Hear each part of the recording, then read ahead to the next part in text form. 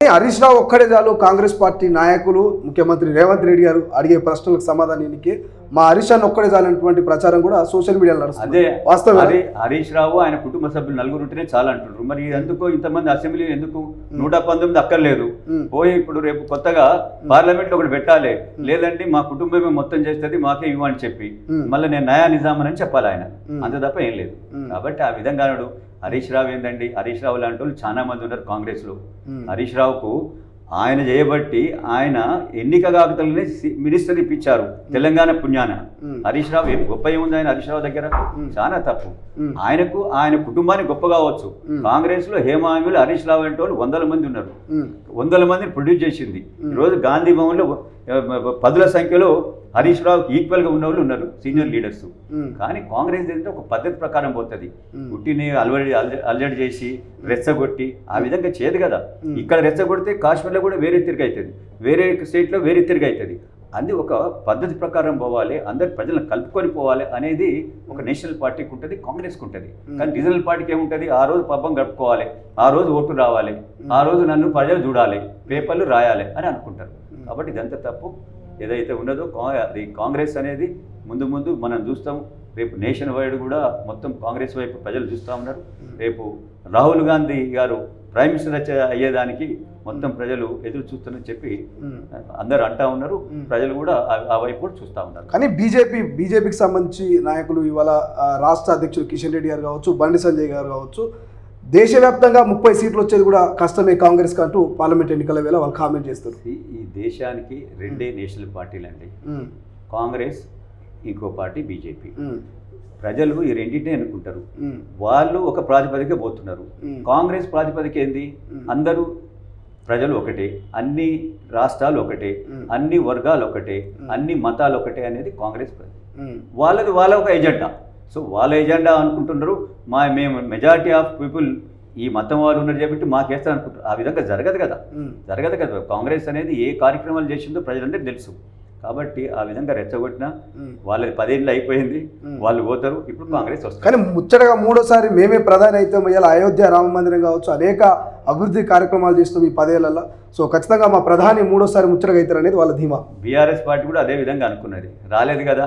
ఈయన కూడా అనుకున్నాడు, నేను ఈ బంధు తెచ్చినా, ఆ బంధు తెచ్చినా, పైసలు గుప్పినా అని అనుకున్నాడు. కానీ అయ్యిందా? అనుకుంటారు, అనుకోవడం తప్పలేదు. కానీ ప్రజలు డెఫినెట్ ఇప్పుడు మార్పు కావాలనుకుంటున్నారు. ఎక్కడ ఎట్లయితే తెలంగాణలో మార్పు వచ్చిందో అదే మార్పు అది ఢిల్లీ దాకా పాకుతుంది. కానీ కేసీఆర్కు మోడీ కంపారిజన్ సెట్ అవుతుంది అంటారా, సూటబుల్ అంటారా? నిజంగా కేసీఆర్ ఓడిపోయాడు, అక్కడ మోడీ కూడా ఓడిపోతారు అనేది వాస్తవం అంటారా? అట్లా అర్థం కాలేదు. ఇప్పుడు ఇక్కడ కేసీఆర్ ఓడిపోయాడు, అక్కడ మోదీ ఓడిపోతారని మీరు అంటా ఉన్నారు.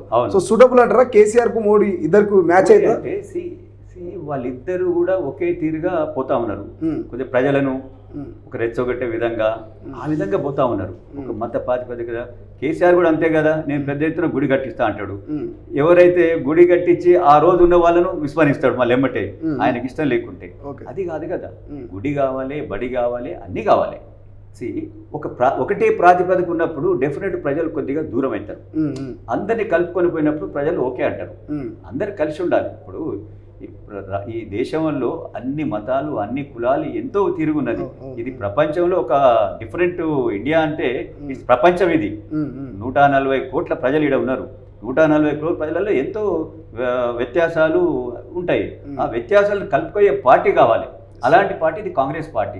ఎందుకంటే కాంగ్రెస్ 60 ఏళ్ళు చరిత్ర మనం చూస్తూ ఉన్నాం కదా. ఇది స్వతంత్రం తెచ్చింది, ఎంత హేమాహేమీలు ఉన్నారు ఈ పార్టీలో. అందరూ కూడా ప్రజలను కలుపుకోయే వాళ్ళు చేయబట్టి ఈ పార్టీ ఈ విధంగా 130 సంవత్సరాల నుంచి పార్టీ ఉన్నదంటే అది చిన్న విషయం కాదు కదా.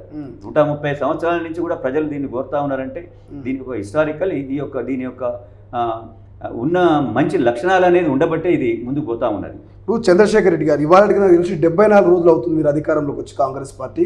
ఈ 74 రోజుల పాటు అంటే 100 రోజులలో 6 గ్యారెంటీలు అమలు చేస్తామన్నారు. సో ఏమైనా భయం వేస్తుందా? ఇంకా 28 రోజులు మాత్రమే సమయం ఉన్నది 6 గ్యారెంటీలు అమలు అయితే కావాలి. ఈరోజు ప్రజలు అందరికి తెలిసిపోయింది మన యొక్క ఎకానమీ ఏ విధంగా అయిపోయింది, ఏ విధంగా డోల్ డ్రమ్స్లో ఉన్నది. మొత్తము అప్పులతోటి మొత్తం కుదేలై ఉన్నది అనేది తెలిసిపోయింది. ప్రజలందరూ కూడా ఏమంటుండ్రు, మేమేం తొందరపడతలేము, మీరు గ్యారెంటీలను చేయండి, మీరు చూసుకొని వెసులుబాటు చూసుకొని ముందట ఎంప్లాయీస్కు టైంకి జీతాలు ఇవ్వండి, ఏవైతే ఇవ్వాలనో కొన్ని పనులు జరిగినాయి, కాంట్రాక్టర్లు లేవట, కాలేజీలకు లేవు, మన ఎడ్యుకేషన్ ఇన్స్టిట్యూషన్కు లేవు, రెండేళ్ల సంవత్సరాల నుంచి కూడా ఎవరికి కూడా ఈ యొక్క ప్రభుత్వము ఏమవుతుందని కూడా చూడలేదు. ఏమైనా వచ్చిన డబ్బులు కాళేశ్వరము, లేకుంటే ఈరోజు ఆ ముఖ్యమంత్రి గారికి ఈరోజు ఏదో తోస్తే అదే పని చేసుకుంటూ పోయింది. కానీ దీనికి ఒక ప్లానింగ్, దీనికి ఒక రెవెన్యూ బడ్జెట్ శాంక్షనింగ్ అనేది ఏమి లేకుంటే చేసింది. చేయబట్టి కాంగ్రెస్ను ప్రజలు ఏమంటుందంటే, మీరు నిలదొక్కున్నాక ఒక్కొక్కటిగా మీరు ప్రజలకు ఇవ్వండి అని చెప్పి అంటుండ్రు. కానీ ఏ రోజు కూడా ఈరోజు మాకు ఈ రోజు ఇవ్వలేదని చెప్పి ఎవరు అంటారు? మీరు పోయి తెలుసుకోండి. ఇంత అన్యాయంగా పాత ప్రభుత్వం టీఆర్ఎస్ ప్రభుత్వం నడిపిందా?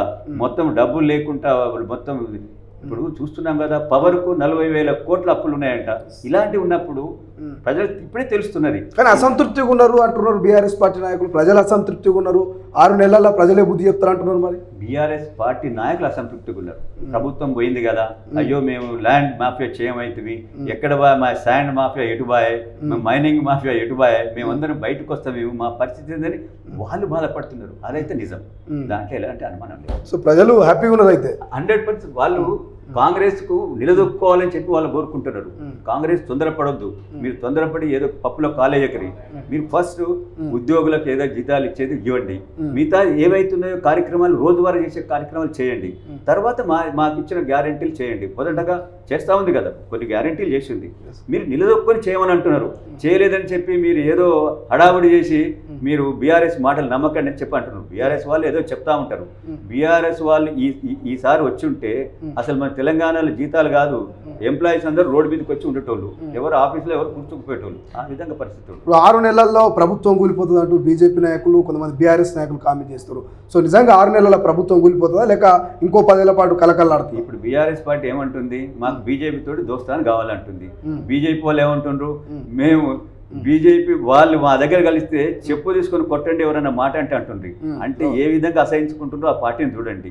మరి అలాంటి వాళ్ళు మళ్ళీ అధికారంలో ఎట్లా వస్తారండి? ఇప్పుడు ఒక పార్టీ మీకు సరే, మీకు ఎప్పుడైనా వాళ్ళకి అవసరం ఉన్నప్పుడు మీరు వారికి సపోర్ట్ చేశారు, బీఆర్ఎస్ సపోర్ట్ చేసింది కదా బీజేపీకి.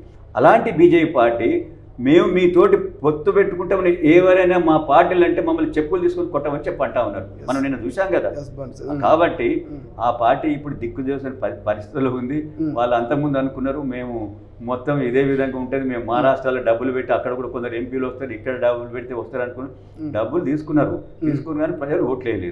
కాబట్టి ఇప్పుడు వాళ్ళు పాపం చాలా డెస్పరేట్లో ఉన్నారు, ఆ మాటలు మాట్లాడతాం. సార్, ఫైనల్గా కంచర్ల చంద్రశేఖర్ రెడ్డి గారికి ఒకవేళ ఎంపీ టికెట్ ఇవ్వకపోతే సో కంటిన్యూ అవుతారా పార్టీలో? పార్టీ ఏ పదవి ఇచ్చినా, ఏ బాధ్యతలు ఇచ్చినా చేయగలుగుతారా? నేను బీఆర్ఎస్ పార్టీ పోయిన తర్వాత కూడా నాకు పదవి ఇవ్వకుంటే నేను పోలేదు.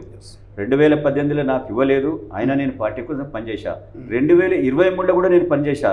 మీరు చూడండి, నేను షేర్లింగంపల్లి ఇన్ఛార్జి. ఈరోజు అక్కడ 12 మంది కార్పొరేటర్స్ ఉన్నారు. 12 డివిజన్లో నా గురించి అడగండి, నేను ఏ విధంగా పనిచేసిన. అక్కడ ఎన్నికైన ఎమ్మెల్యేని కూడా అడగండి, నేను ఏ విధంగా పనిచేస్తాను. ఏ పార్టీ, నేను కాంగ్రెస్లో కూడా అంతకుముందు కాంగ్రెస్లో మేము ప్రతి కార్యక్రమంలో మేము పార్టిసిపేట్ చేసేవాళ్ళం. అదేవిధంగా నేను ఆ పార్టీలో బీఆర్ఎస్ పార్టీలో కూడా ఈ రోజు నాకు పదవి రాలేదని పార్టీకి వెనక ఏదో గోతులు దోవటము అలాంటివి చేయం. ఒకసారి చేరినామంటే పార్టీ కోసం పనిచేస్తాం. ఏది ఇచ్చినా ఏది ఇవ్వకున్నా కాంగ్రెస్ పార్టీలో పనిచేస్తాం.